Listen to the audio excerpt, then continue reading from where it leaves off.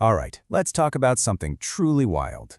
Deep in the Sahara Desert, one of the most punishing places on the planet, a massive construction project is underway. They are laying down hundreds of kilometers of railway track, cutting right through the sand. And this isn't just some local project. It's a multi-billion-dollar mystery that could change the future of an entire continent. And that brings us to the big question right off the bat. Why would anyone build a state-of-the-art railway in what looks like the middle of nowhere? On the surface, it just doesn't make any sense. But the real answer? Well, that's where things get really interesting. And we are not talking about small change here. The price tag for this is nearly $3 billion.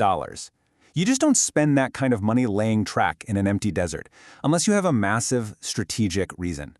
This isn't just an infrastructure project, it's a huge geopolitical statement. And think about the sheer difficulty of it. We're talking about 495 kilometers of steel rails, baking under extreme heat, getting blasted by sandstorms. The logistics are a nightmare. So why go through all the trouble? What is the prize that makes all of this worth it? That brings us to our first section, because this railway isn't actually going nowhere. It's aimed like an arrow at the heart of a continental problem, and a massive opportunity. See, here's the thing. The official story is pretty straightforward. It's just about economic development. But what's really going on is a high-stakes fight for control over the future of African trade, who profits from the continent's incredible resources, and who gets to write the rules for the next century. To really get why Algeria is making this huge bet, you have to zoom out and look at a problem that's been hiding in plain sight for decades. You have to look at the map that, for the most part, everyone's just ignored. Exactly. Go look up any trade map of Africa, and the Sahara is basically this giant blank spot. It's a massive barrier that literally splits the continent's economy in two. It isolates North Africa from the resource-rich Sahel and everything south of it. Now, sure, there is a road, the Trans-Saharan Highway, but it's slow, it's often unstable, and there's only so much you can move with trucks. A railway, though, that's a completely different game. It's faster, it's more direct, and it can move something like 20 times the cargo. It doesn't just improve the route, it completely rewrites the economic map. And think about what this means for a landlocked country like Niger. Right now, for them to sell their resources, they're forced to ship everything south to coastal ports. That means crossing multiple borders, dealing with different sets of rules, paying fees at every checkpoint, all while hoping the political situation stays calm. They are completely dependent on their neighbors, and that dependence is expensive. So with that problem on the table, now we can see where Algeria's grand plan comes in. For years, they were pretty cautious. But just recently, they made a sharp, decisive pivot, putting this railway right at the center of their entire national strategy. And you have to see how fast this all happened. For a long time, Algeria kept big international partners at arm's length. Then, boom. November 2025, the head of the African Development Bank flies into the country. Just 2 days later, a major partnership is announced, and this railway is officially a top national priority. That's a huge signal that something has changed. And the big idea driving this shift has a name: mineral sovereignty. The African Development Bank even used that exact phrase. It's the simple but powerful idea that a country shouldn't just dig its resources out of the ground and ship them away raw.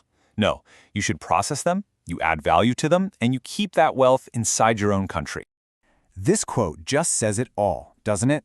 For decades, Algeria's economy has been built on being a huge energy exporter, basically a gas station for Europe. This new strategy is them saying, that's over. Now the ambition is to be something much more: a processor, a manufacturer, and a major logistics hub.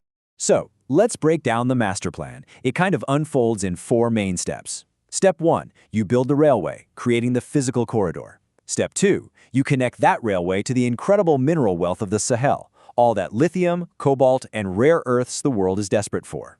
Step 3, you build factories to process those minerals in Algeria. And step 4, you become the main gateway to ship those high-valued goods directly to Europe. Okay, so this is where the whole thing gets even more significant. Because this one project, this one corridor, it could lead to one of 2 totally different futures, not just for Algeria, but for the entire region. Which brings us to the most important question of all. What is this new corridor really for? Is it just a faster, more modern pipeline for sucking resources out of Africa? Or is it the beginning of a genuinely new way of doing things? So let's look at Path 1, the optimistic vision. This is the idea that it becomes a truly integrated African corridor. Because it's led by an African institution, the AFDB, the goal is to drive down transport costs for everybody, from local farmers to small businesses, and to make sure the benefits stay right here on the continent. Then, of course, there's Path 2, the more pessimistic take. And this is a story we've all seen before, right? That this is just a fancier, more efficient extraction route designed to get raw materials out of Africa as fast as possible, while all the real money, the value add, the processing happens somewhere else. But when you dig into the details, the clues actually seem to point toward Path 1. First, the key financial partner is the African Development Bank, not an outside power. They're calling themselves a strategic partner. Second, this isn't just one railway. It's the start of a planned 15,000-kilometer national network. And most importantly, the project is explicitly tied to building local processing plants. That's the real game changer. So the plan is ambitious, the vision is there, but let's be realistic for a second. Having a great plan is one thing. Actually pulling it off is another. There are massive obstacles still in the way, and a huge question mark hangs over this whole thing. And we are talking about some major hurdles. Security in the region can be unstable. The desert itself is a relentless enemy. Sandstorms and scorching heat mean maintenance is going to be incredibly tough and expensive. And maybe the biggest risk of all is execution. That the railway gets built, but the economic benefits never actually make it down to the local community.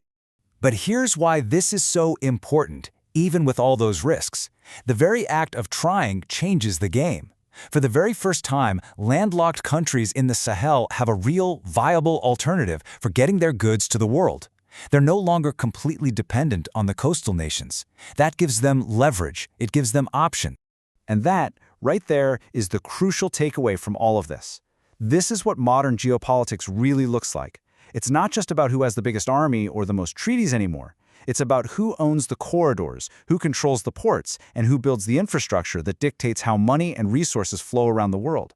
So in the end, we're left with this one great unanswered question. Is this railway the beginning of a new pattern for Africa? One where African nations and African institutions take control and build their own future? Or are we just watching new players step into a very old game of resource extraction? The tracks are being laid, but the final destination is still very much unknown.